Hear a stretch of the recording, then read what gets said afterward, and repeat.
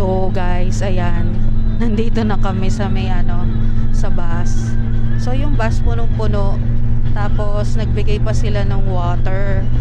Ito yung water, pakita ko sa inyo.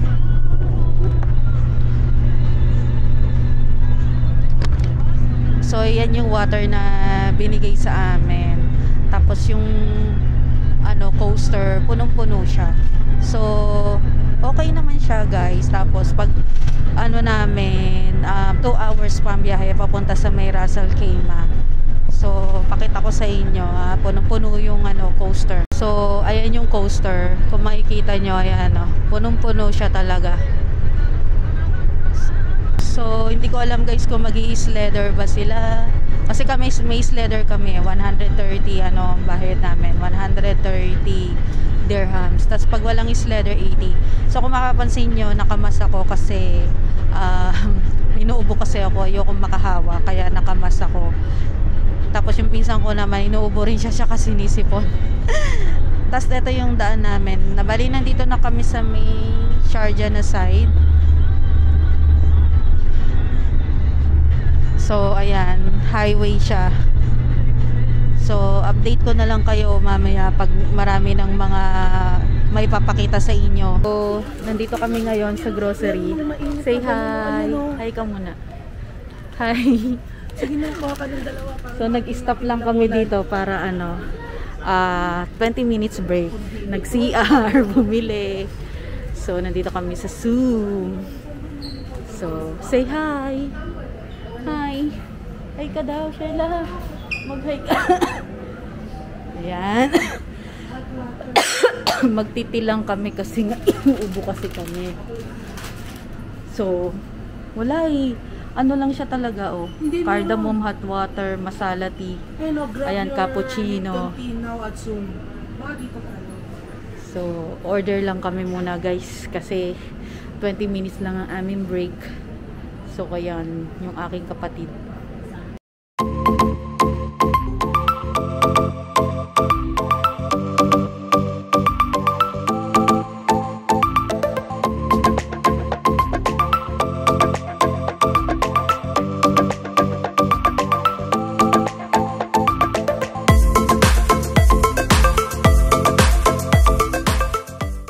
So ayan, nandito na tayo sa may Jebel Jais. So ayan yung mga mountains. Ayan guys. Tapos si kuya naniningil na siya. Naniningil na po siya. Para na lang siyang Pujera, 'di ba nung nakapunta na tayo sa Pujera? Ganun yung style niya. Kasi marami mga puno, marami mga bato-bato. Tapos mountain talaga siya ng mga bato. So para lang talaga rin siya na Pujera.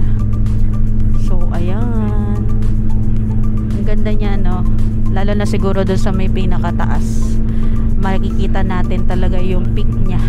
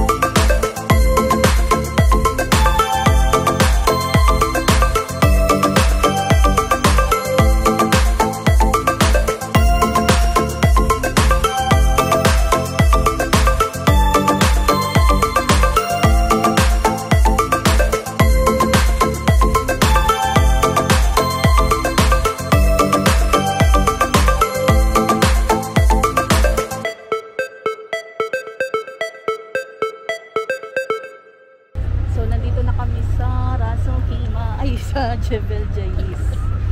Ayan. Tapos, ayan yung sledder. Diyan kami sasakay mamaya. Partner kami ni Sheila. Ayoko ng solo. So, ayan.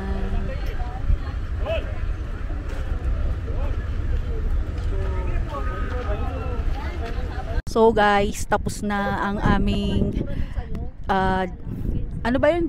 Ano ba yun tinaray natin? Ano mo? Ayun, yung tapos na pala yung tinaray namin na Jabil Chais leather. So ngayon nagpapahinga na lang kami. So nandito pa rin kami sa may sa may Jabil Chais. Gulo nito ni Karen eh. Tapos ito. Ayan, dito kami sumakay. Ayan. Yung experience dyan, nakakatakot siya. Bali, mamaya ako na lang sasabihin sa inyo lahat kasi ang dami mga tao kasi dito. So, interviewin muna natin sila kung ano experience nila doon sa pagsakay. Ano pong experience niyo sa pagsakay niyo? Very nice. Solo ka doon, di ba? Yeah. Nakakatakot ba? No. Ano pong experience mo? Manageable. Boring, walang camera, bawal. Bawal. Ikaw, anong experience mo, Sheila? Maingay ka. Dali na, anong experience mo? Okay lang. Ha? Okay lang. Okay lang. Maalo. Dalawa kami ni Sheila dalawa kami tapos experience namin siya makalog tapos bawal ang camera kaya dapat wag kayong magdadala ng camera, bawal ang mobile phone, bawal ang bag, kaya yun wala kaming photo doon sa may Jebel Jais. Dito na kami sa may city. Ayan. Yung city niya parang parang Fujairah lang. So, tahimik yung labas, walang mga ganong store. Kasi, diba, wala nga pasok sa UAE. So, pupunta lang kami sa Al Manal Mall para kumain. Ayan.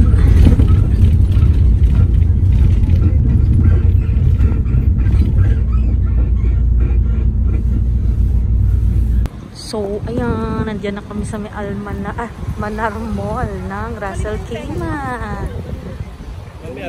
Nakakaloka yung sabi ng pinsa ko, bumalik na daw yung tenga. Bumalik na daw yung tenga. Nandito lang naman yung tenga. Ayan Manar Mall pala. So, dito kakain lang daw kami. Bibigyan kami ng 30 minutes. So, mabilis ang kain lang po. Ayan yung loob ng mall. Para siyang merong dome. So, ayan yung kanilang food court. Konti lang naman yung mga choice ng food. So, dito kami bumili sa Chowking. So, hati-hati na lang kami. Tapos, meron lang kami na 15 minutes, Karen, ha? Kasi, 3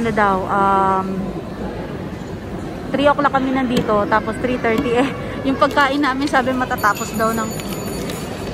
pa daw to ng 3:15, 15 minutes pa. So, anong oras na kami makakakain? Ano oras na kami makakabalik doon? Yes. Ayan ang aming food. Chowking. Maanghang yung kanin na to, diba? Maanghang yan eh. Tapos ayan may barbecue. Meron pang halo-halo at drinks. 150. Sarap. So ayan, ang akin ay may soup.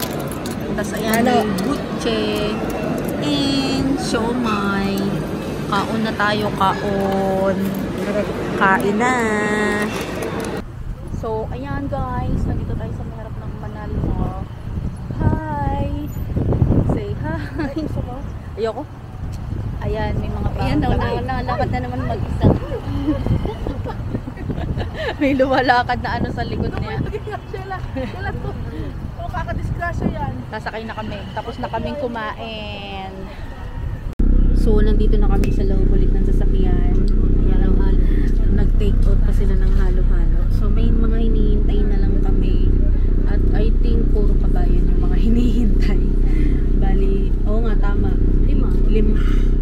7 kabayan pa yung hinihintay namin. Sila na lang kasi, ayan o, full na eh. So, yung nasa harap namin, tapos yung nandoon, tsaka yung natin sa may pinakaharap pa na dalawa. So, 4, 5, 7 pang kabayan ang hinihintay.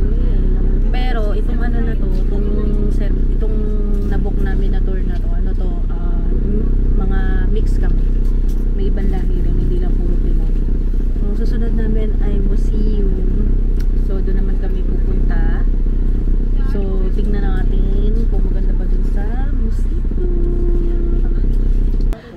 ayan guys, ang aming susunod naman ay sa Balaktasan yun eh. Russell Kima National Museum. Ayan. Doon ang may bayad 5 dirham. Ayan yung kanilang unahan. Ayan o, ang ganda dito oh. Look. Ang ganda.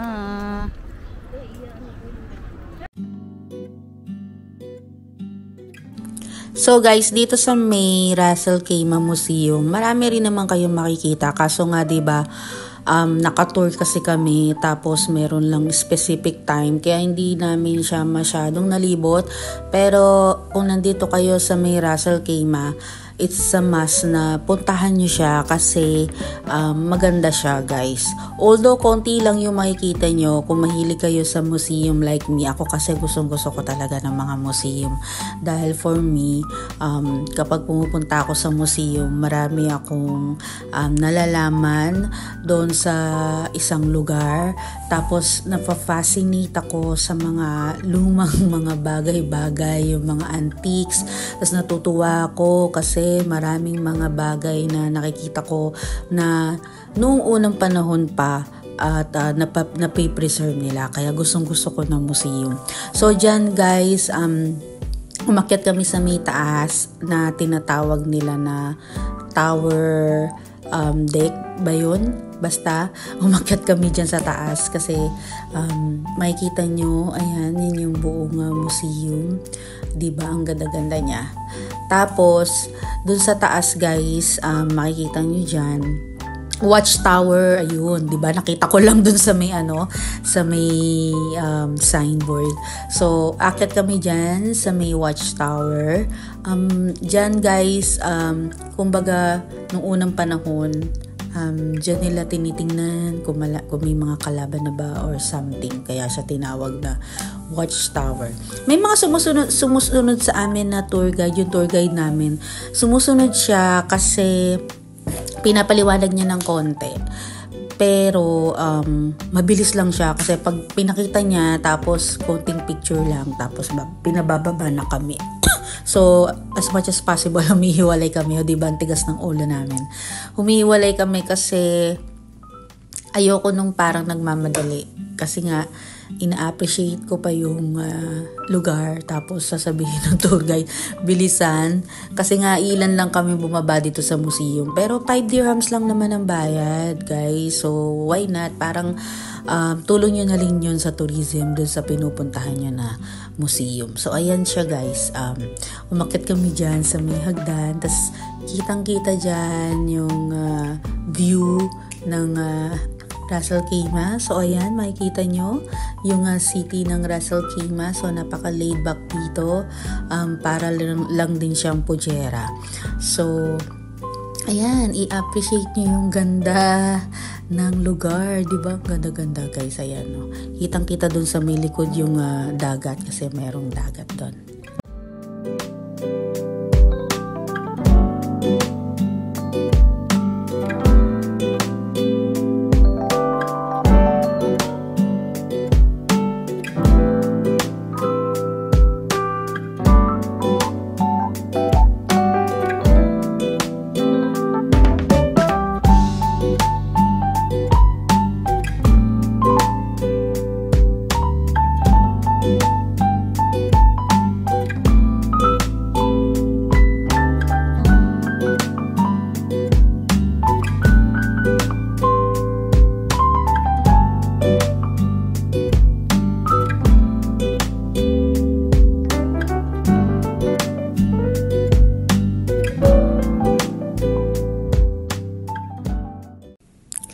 So, ito yung sinasabi ko sa inyo guys na gusto ko sa mga museum.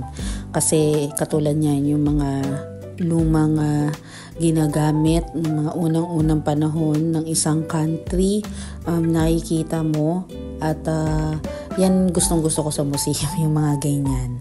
So, dito guys, nandito kami sa mga side ng mga kanilang mga crops, yung mga pots. So, ayan, yung iba basag na siya. So, na-preserve pa rin nila.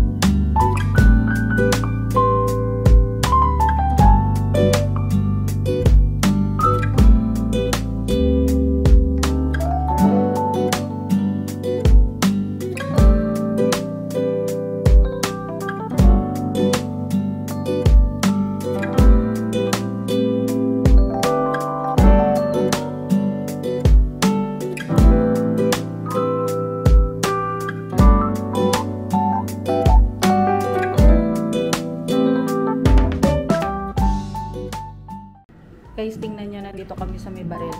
Tingnan nyo kung gaano kahaba tong baril na to. Oh, ang haba, di ba? Paano kaya yung gagamitin? Kasi tingnan nyo, super haba niya, oh. Tingnan mo, dito ako sa may tapat nitong, nung handle. Tingnan nyo kung gaano kahaba, guys. Ayan, oh. Nakakaloka. Dito yung kanilang mga, mga sinaunang mga, Ayan, oh. So, ayan. Dito kami sa may Marjan Island. Pagod na yun sila, oh. Pagod na. Wala kami mabilihan ng tubig dito. So, photo-photo lang daw sa may creek side. Yung parang sa may sa may Manila. Doon sa may MOA. Picture-picture lang daw.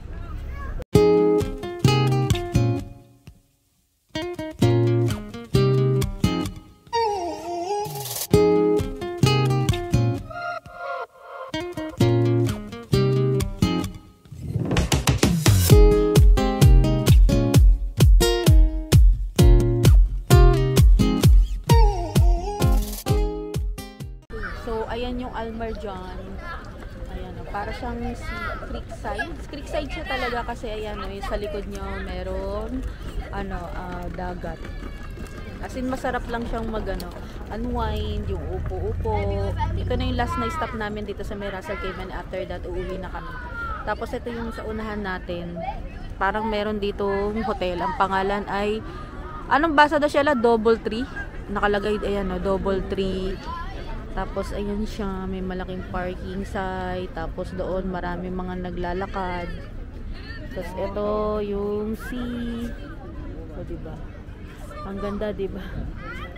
So ayan lang siya, ganyan lang siya yung Marjan Island. Tapos maya-maya uuwi na kami. Pauwi na kami, konting pahinga na lang, uuwi na kami. So ayan na, maglalakad na kami. Aray ko. At baka mamaya tawagin na naman kami ni Kuya. Yan. So, uwian na. Ayan na po sila, pagod na pagod. So, ano na lang tayo, after 2 hours, doon na naman tayo sa may Dubai. So, ayan guys, magme-metro tayo. Nandito tayo sa may Abu Bakar.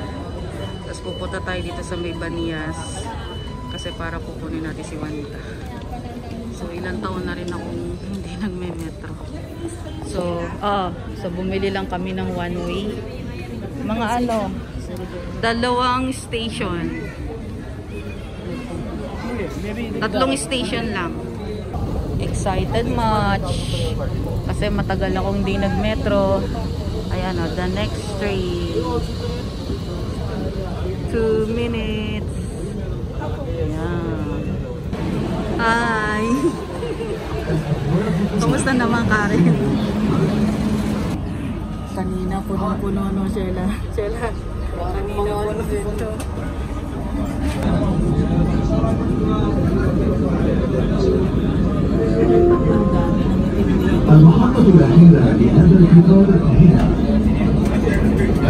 So guys, time check 8:52.